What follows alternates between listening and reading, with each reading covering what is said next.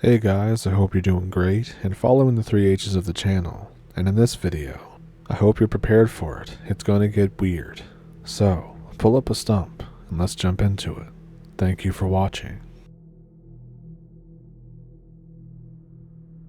I had some pretty scary stuff happen to me in the early 2000s. So, I was 12 years old when this happened. My parents had recently divorced. My mom and her new boyfriend, he was a pretty cool guy, found this house nearby and rented it. I got my own room there, even though I only stayed on weekends. But there was something off about this house. To this day, thinking about it still creeps me out. I always felt like something was watching me, but instead I brushed it off because I was easily scared by movies, internet stories, YouTube videos, etc. Very frequently, there would be a large flock of crows, maybe ravens, I don't know, all sitting on the roof of the house, but only on one side, specifically above my second floor bedroom. They would only be on our roof, not on any neighbors, and not on any trees or phone lines. Every now and then, there would be a scratching noise in the attic, right above my room. I just assumed that it was squirrels or something that had gotten in, but it still kind of spooked me. But this is where it actually gets spooky. One night, the scratching was a lot more hurried and louder, like something was trying to dig through the ceiling, and it was directly above my bed. I think I'm not dealing with this. I grabbed my pillow and blanket, and I went to sleep on the floor of my mom's and her boyfriend's room. The scratching noise followed me, and they heard it too. After a few minutes, it stopped. After a few minutes of deafening silence, their TV speaker, which was turned off, blasted the sound of a woman screaming, followed by laughing, for several seconds. Mom and her boyfriend moved out and found a new place later that week. It turns out there were 3 suicides in that house since the 60s. It was built in the 1950s. Honestly, the shit that happened there is why I believe in the paranormal. Another event that happened there though, this would have been maybe 2-3 months before the previous story. So my mom, she had come home one night from the bar after work on a Tuesday night. Sometimes whenever work was getting the best of her, or, just how things are after a divorce, she would stop at the bar for a drink. This was a Tuesday night. She reheated the leftovers, she watched some TV in the living room, and then headed upstairs to go to bed. The lights are off, so it's dark. The light switch for the staircase was at the top of the stairs. She's walking up the stairs when suddenly, wham, someone hits her with what supposedly felt like a baseball bat. She tumbles down the stairs, spraying blood everywhere. She falls unconscious after hitting the floor, and she wakes up almost an hour later to her boyfriend shaking and calling her name for her to wake up. There's a pool of blood that came out of her head. We call an ambulance and police. They understandably suspected that domestic abuse had happened, and they took her boyfriend in for questioning. He was at work when it happened. There was time-stamped security footage and everything. There was no signs of forced entry. The only plausible explanation that the police said was that Mom was basically plastered and rammed her head into the podium part of the banister at the top of the stairs. But Mom always swore that she wasn't drunk. I believe her. She doesn't usually like drinking a lot, especially on work nights. And there was no blood on the podium, only on the wall behind her and the stairs and the floor. We would also hear footsteps in this upstairs hallway running up and down the stairs as well, fairly frequently, especially the laughter, really faint, giggling. Even I would hear it at least once a week, even though I was only there on weekends. Now, I always thought that guy who rented out that place knew it was haunted, knew the history of the building and what happens to people, but he still rented it out anyways. So the place I grew up was just weird, and I didn't realize how weird it was until I moved away and started experiencing normal life again. But you'll understand what I mean. Not all of it is necessarily paranormal either, but everything is just odd. I'll tell you some stories from there. When I was 15, I was living in this isolated house out in the middle of the woods. Me and my friends would explore the woods all the time. We got to know them pretty well. One night, we hear this loud crack sound coming from the woods. We think that it sounds like maybe a tree is collapsing, but it was weird. It was just one loud crack, like a gunshot, but not quite. We just write it off. The next day, we go into the woods, and suddenly, in this area that we've been many times before, the trees are gone, and there's this huge barrel thing. I say barrel, but it was the size of a small house. It just looked like one. It was rusted, dented, and had a hole in the side of it where we could climb in. There was nothing particularly interesting inside. We think, how did it even get here? This is miles from any road. It's just trees. There's no markings in the vegetation surrounding it to indicate that it had been dragged there or anything. It's like it just appeared. We were slightly spooked by it at first. Eventually, the spookiness wears off. We end up using it as a landmark. We have parties inside of it, drinking, smoking, and it gets filled up with empty bottles and cigarette butts. There's graffiti on the side of it, including, this person loves this person and all that stuff. And then one night, 2 years later, again, we hear a loud crack sound. We go out to check on the barrel thing the next day. It's gone, along with everything inside of it. There's just a big patch of bare dirt where it had been. Nothing to show it had been dragged away or anything. We were kind of sad about that one, because the barrel had become a pretty cool hangout spot over the past years, but still, just odd things like that. Here's another one that comes to mind. In the middle of all this lush pine forest, there was this odd area that was almost entirely sand dunes. This isn't the only weird thing I saw happen there either. It was a great place for sledding when it snowed. My dad worked as an electrical engineer for a company that had manufacturing sites way out in the woods for some reason. He takes us to go sledding at the sand dunes. We get there, we're having a ball, a great time, sledding all over the place, laughing and carrying on. We come across this pond that had never been there before. The pond isn't frozen over, despite it being well below zero, and it's crystal clear. No plant or animal growth or mud or anything, except for one thing. The water is colored blue, and not like the regular lake kind of water. The water itself, it's almost like it's dyed blue. My dad sees this and gets angry. We thought irrationally angry. He tells us to get in the car. We go home. He makes a phone call to work and is yelling at someone. He tells us not to go to the sand dunes again until he tells us we can. Months later, we go there. The pond is completely gone. Another time, I was hiding in the woods at the edge of the sand dunes while watching black helicopters land there. Note that there was no nearby military base, or really anything nearby. And here's another one that's just plain weird. Years before, when I was 12, it was pouring rain outside. It was nighttime. I had just gone out to get our dog out of his pen to bring him inside and out of the rain.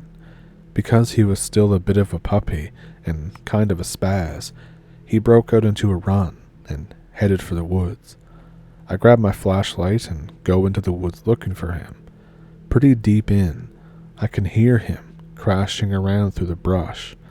Suddenly, to my left, I hear grunting noises, almost like a pig, but more guttural, much more guttural. I freeze. I take one step toward the noise. I hear a loud thump as something flops through the brush. I'm pretty spooked by this point, but I always felt safe when my dog was nearby. I figured if it was something really bad, he would have seen it and started barking at it when he tore through the woods. Plus, I can still hear him crashing around the woods pretty close by, so I'm not that worried.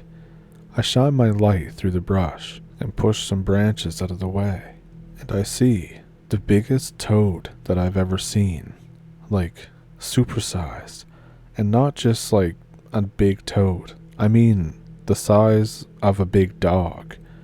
I realized that the grunting sound that I heard earlier was its croak, but something's off about it. It's not just a supersized toad.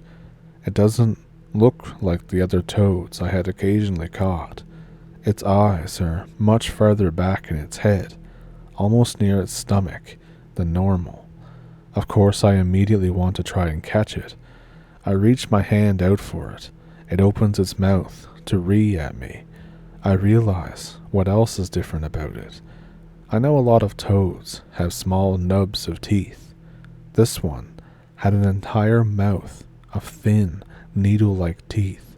I fall backwards in shock. The toad hops away, crashing through the brush. I gather my dog. I tell my family about this huge thing that I saw.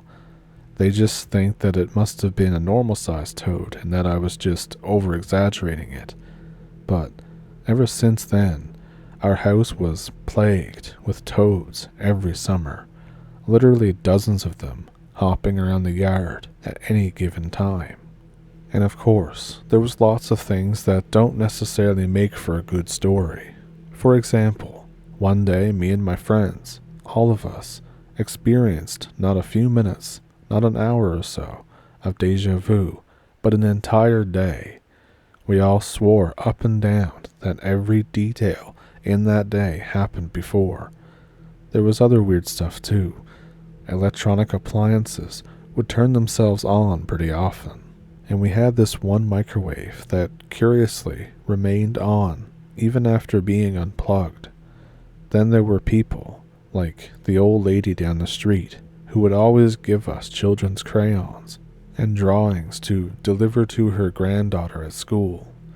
We later found out that her granddaughter had died in a car accident.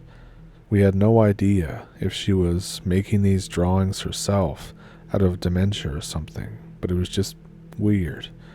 Or the time, as kids, we found this humongous skull of some animal poking out of the ground. We dug it up a bit, and it was massive, but still stuck in the ground. At the time, we all thought it was like an elephant skull, not realizing that elephants do not live where we live. I told my dad about it, and a week later, it was just gone. But here's another one. This was after our microwave wouldn't turn off after being unplugged. Mom was convinced that our house was possessed or haunted or something, but my dad just laughed and bought a new microwave. Mom insisted that an old abandoned house, we passed by it on our way to school every morning, was a center of cult activity and was causing everything that had happened on our property. She said that she had seen lights in the windows at night. So of course, me and my friends, 16 at the time, wanted to check it out at night because we wanted to be spooked. So I go with two guys, Isaac and Richard. The house is normal as we approach it, a bit trashed, garbage on the lawn, old wrappers and empties and stuff. We figured that somebody was just squatting there. The front door was unlocked. We just stroll inside. As soon as we enter the house, this feeling hits us, all of us, at the same time. Something is very wrong here. We can't explain it. We just went from a sudden feeling of complete lack of worry to intense and overwhelming dread. Inside of the house is odd, too. There's large sheets of ripped blue plastic on the ground. It looked like they had been containers for something big, sealed in plastic that you had to rip apart to get to. We pick up one to look for the label. There's no label, just a barcode and a serial number. We think, well, that's a little weird. So we flick the light switch. The electricity is on, even though this house has been abandoned for years. We head into the kitchen. It's devoid of anything. There's no cabinets, no nothing, no fridge, sink, or anything. It's all been cleared out. There's sawdust and metal shavings all over the ground. We shrug about this, but Isaac is starting to get a little jittery. He says, "Okay guys, we checked it out. Let's just get the hell out of here." Of course, being teenagers, me and Richard tease him about being a pussy, so we head upstairs. The lights up there aren't working, so we bust out the flashlights. All pretty much normal up there. There's just empty rooms and abandoned furniture. Some of it's broken. All except for one room. There's this one room that is lined, wall to ceiling, with mirrors. Floor-length mirrors lining every wall, and again, a big mirror on the ceiling. We think, oh, okay, maybe whoever moved out just hadn't bothered taking them. Richard is behind me, looking down the stairs. Suddenly, he goes white, pushes me and Isaac into the mirror room. Before we can say anything, he whispers, "Guys, shut up. Someone just turned off the light downstairs." And we think, oh, shit. So we all sit there. We strain our ears listening. Richard is standing by the door, ready to jump whoever decides to walk in. But we don't hear anything. About 20 minutes pass like this.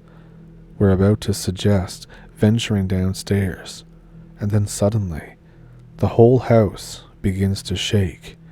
Every light comes blazing on, even the ones upstairs, which didn't work. Isaac just barely stops himself from shouting out. I look out the window of the mirror room. There's no car parked in the front yard. Whoever or whatever is in this house would have had to follow us or chase us on foot to get here. The house shakes again. One of the light bulbs in the room pops. Glass falls down on me. It's burning hot. I think, okay, I'm done. It's time to run. All three of us stampede down the stairs. The basement door is now open. It sounds like there's something running down there, like a washing machine crossed with a lawnmower gone wild. As we dash past the front door, I swear we can hear somebody whisper, "Is someone there?" from the basement. It was still a whisper, but it was like it was over top of the other noise. We run into the woods. When we're about halfway back home, we calm down a bit. We decide to stick together and drop Isaac off at his house first, then me, and then Richard. We did this since Richard's house was the closest walk from mine, and he'd spend less time alone. I call him to make sure that he got home fine. He does. The next day, the house is burned down. I ask my parents about it. My dad says the fire department used it for practice. We return to the empty lot, and it's not just burned down. There's not a trace of it. There's just grass over where the house used to be. None of the trees have been touched. It was just like the house was never there. I don't know how much of everything that happened to me is paranormal, but like I said, it was just really weird.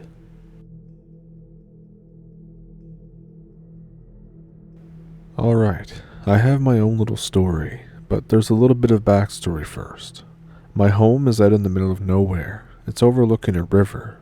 It's remote enough that there's no way that lights from other buildings can penetrate the woods, so at night, it gets extremely dark. All of my neighbors live quite a ways away, except for my grandmother, who lives just down the road.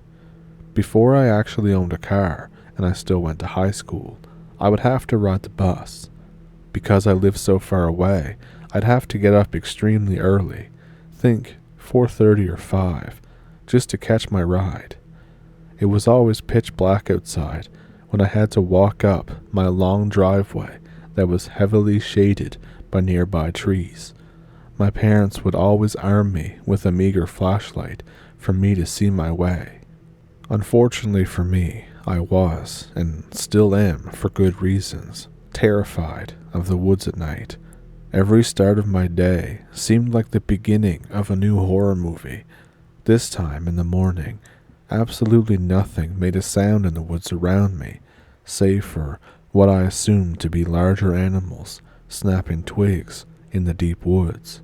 Eventually, I worked out ways to keep myself from losing my mind from panic due to the silence and my own paranoia. It was stupid, but I had to do something. So I would make sounds. I'd sing to myself, hum, talk to myself, anything. There were times when I was dumb enough to think that making animal sounds would scare off anything from around me. Anything from meowing to making what I thought would be intimidating growls or screeches. I was a strange kid, really. I had a good reason, though, because there were times that I swore I was being watched. That strange little feeling at the back of your head that something is watching your every move, observing you. You would think that if it were an animal, I would have heard it moving in the dead silence. So because of this, I kept doing things that I did. This would, however, lead up to a particularly strange series of events. I can't say whether they were related or not, but I can't shake the feeling that I dodged something very dangerous. This morning in particular, I'm on edge, because the day before I had a run-in with a curious fawn that scared the absolute shit out of me while I was waiting for the bus. I'm literally about ready to start crying, being the pussy that I am, because it's just too quiet. Something could be right behind me, and I wouldn't even know it. Because of this, I started to sing to myself like I usually do, and it was starting to help. The bus, though, was taking way too long this time. It was late, and I began to worry and be paranoid about my surroundings again. It wasn't rational, but I started making those weird noises again. This is working pretty well too, and for a second, I brighten up as I think I hear the faint sounds of the bus in the distance. It was usually a low and very faint roar, but I'm pretty sure I recognize it in the thick silence. Only as my brain catches up with my assumptions, the noise comes from the woods behind me. Ice shoots up my spine as I realize that it wasn't the sound of the bus's engine, but some kind of unidentifiable sound from something that was behind me. After a minute or two, I gather up enough courage to turn around and shine my flashlight on the patch of woods at the top of my driveway. It's nothing for a second, because the dark is too hard to see through. That is, until I see a pair of shining eyes in the darkness. I think, oh shit. It seems taller than me from what I can tell, and for a second I just stare at it because I'm completely frozen in fear. Then it makes those sounds again. At first it sounds garbled, and it may be some trick from my terror, but I swear some of it sounds like bits and pieces of the song that I was singing earlier, along with whatever weird animal noises I was making.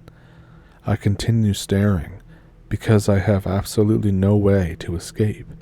It's either run along the road into the darkness, or run down my driveway right past the thing. By the time I finished debating with myself what to do, it stops making noises. Me, being the genius that I am, decided that this was my chance. So what I do is I make a break into a dead run down my driveway, not daring to keep my flashlight on whatever it was that was watching me. I swear, the whole time it felt like something was following closely, but retreated when I stepped back into the light that my house gave off. I nearly sobbed with joy as I managed to get back into the house and then promptly refuse to walk up by myself again. All is fine and dandy until later that night. Now, I have a single window that overlooks the woods in my room. It's situated where nothing could possibly climb up or jump down onto the sill. I'm settling into bed, and my dog is dozing on his pillows beside me. All of a sudden, this terrible racket starts. It sounded like a cat, really, almost like one desperately trying to get inside, only it's literally right outside my window. There's no way that a cat could get up there. I look over at my dog, and he's just staring, alert and growling faintly at the ruckus outside the window. Then I realize something. Didn't I make that horrible fake meowing noise on several occasions? My curtains are shut, and I don't dare open them, but the meowing and growling goes on for quite some time. Neither me or the dog go to sleep, even after the noise cuts off. I know it may seem like the two events are fairly unrelated, but I'm pretty sure whatever followed me home hung around long enough to try and get in. Maybe I'm just paranoid. Maybe I just hallucinated things. But I sure as hell never heard anything like the things that I've heard that day before. Even to this day, I refuse to go outside at night or leave my window open. Whatever it was may have given up, but I still think that it isn't a wise idea to give it an opportunity to come back. So those were pretty wild, weren't they? If you had a favorite one, let me know which one it was down in the comments. Do you have one of your own? As always, in the description below, I have an email that you can send them to, and I have a PayPal and a Patreon if you would like to support the channel that way. Here on YouTube, there are super thanks as well, and as always, just watching the video really helps too. And if you like the video, then be sure to like and subscribe, and I will leave a couple other videos that I think are pretty good in the boxes things on the end of the video. You know what I mean. Anyways, with that, I think I'll see you in the next one. I hope you enjoyed the video.